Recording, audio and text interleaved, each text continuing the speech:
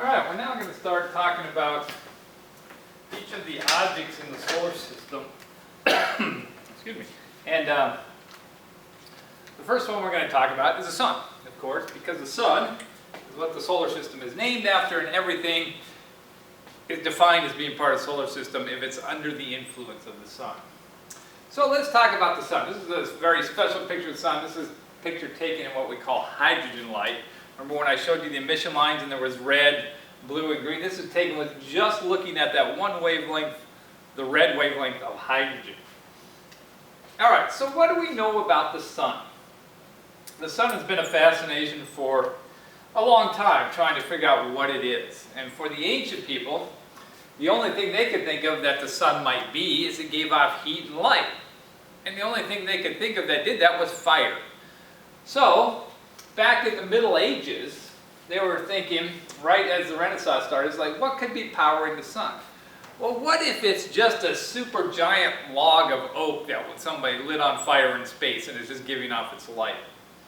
Well, by that point, especially once the Renaissance came around and once Copernicus's view, they started to realize how far away the sun was. And once they knew how far away it is and how far across it is, they got a pretty good idea how big the sun was.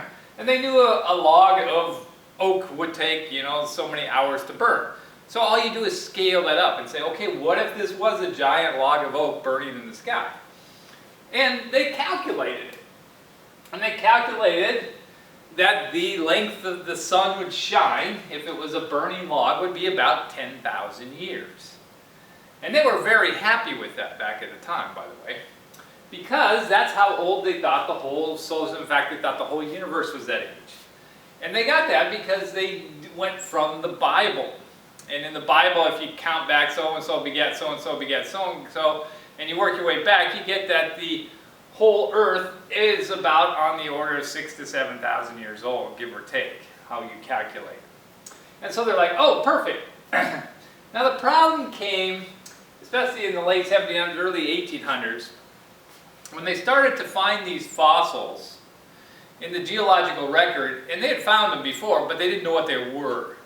And they started to realize, the geologists realized that, oh, these were ancient plants and ancient animals, and that they were like caught in the mud and they've been squished and the mud's been piling up over many years. And they started to actually use mathematics and calculate, well, if the ground has been piling up over this many years and piles up this much per year, we can start to figure out how long ago those fossils were in there. And they realized the fossils existed for millions of years. And if they existed for millions of years, you can't have a 10,000-year-old sun. You can't have plants if you don't have sunshine. So in the 1800s, they started to understand a little bit more about what's called thermodynamics, the understanding of how gas works.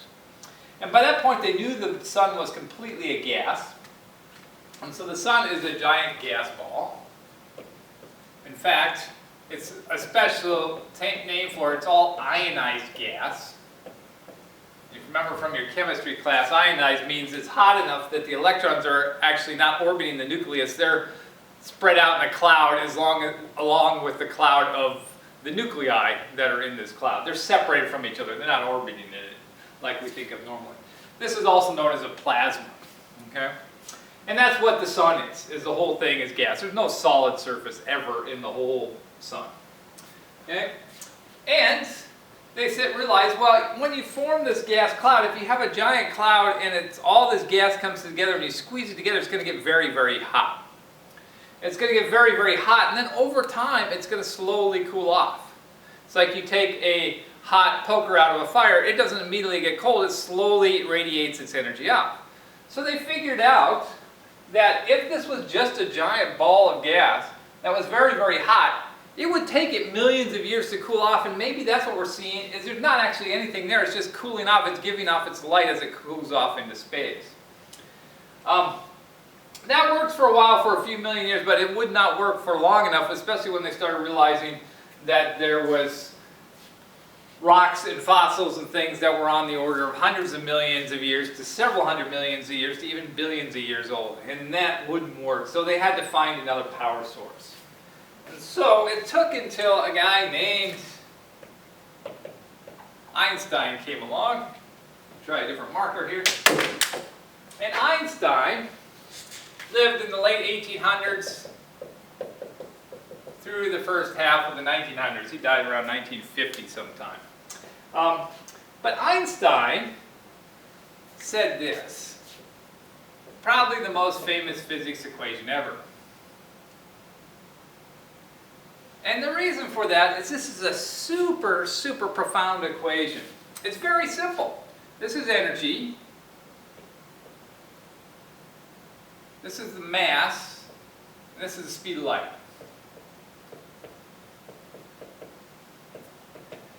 In the 1800s and even before that, in chemical reactions, they realized, and they still teach you this in chemistry today, that you have to balance your equations, right? So the amount of material you start with has to be the same amount of material you'll end with. And that the amount of energy you start with is the amount of energy. Those are conservation laws. Okay? But Einstein was the first one to say, no, what you're doing is you're getting it wrong. You're thinking of matter and energy as two different things. He says, look, if I have the right amount of mass, I can create energy. Or vice versa, if I have energy, I can create mass. And mass and energy are interchangeable.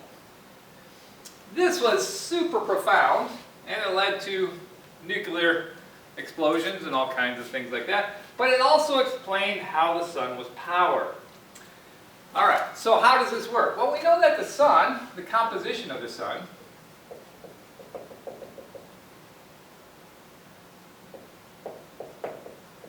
is by number, if you count by the number of atoms, it's about 90% hydrogen, about 10% helium, and less than 1% of everything else.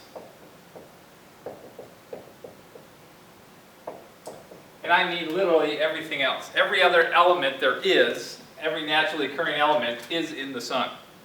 Some of it's in very, very small amounts, but even things like gold and uranium and all those atoms are in the sun in very, very tiny amounts.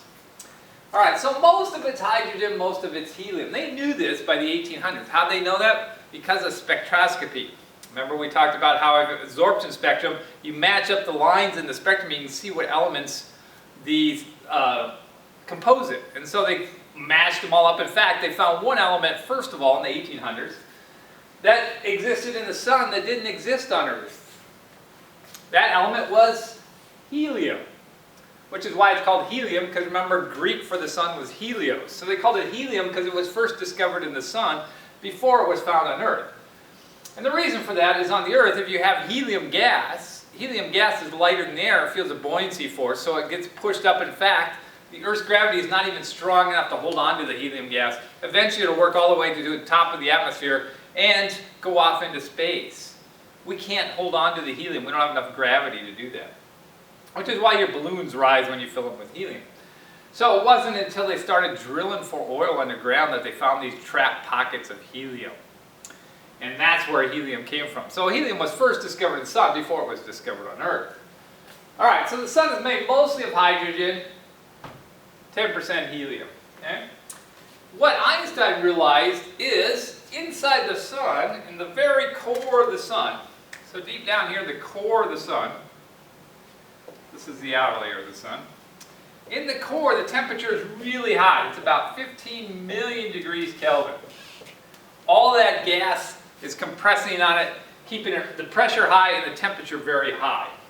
Well, when that temperature is that high, it's perfect conditions for thermonuclear reactions to occur. Okay? And the thermonuclear reaction we care about is the one that turns hydrogen into helium. So deep down in the core, the sun is turning 4 hydrogen atoms into 1 helium atom. Now you're like, how do we get energy out of that? Well, if you take up and add up the mass of 4 hydrogen atoms, and you look at the mass of 1 helium atom, the mass of the 4 hydrogen atoms is greater than the mass of 1 helium atom. Where did that extra mass go? Well, that extra mass went here. It came out as energy. It actually comes out as a gamma ray in the nuclear reaction. Remember I was talking about gamma rays come from nuclear reactions?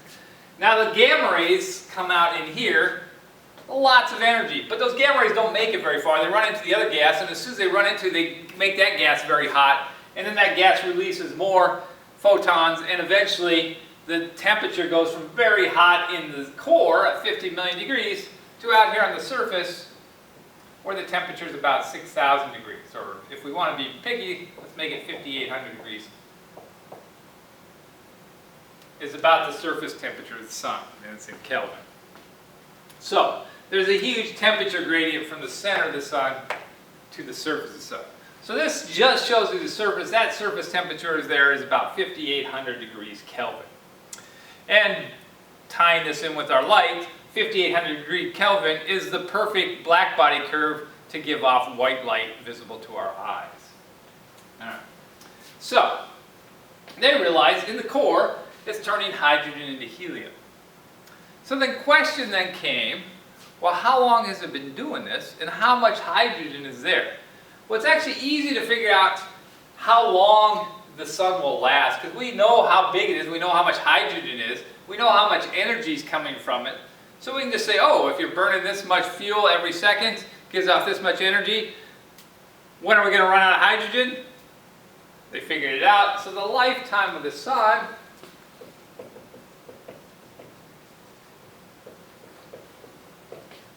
is about 10 billion years. This is a giga years right here. That's a G.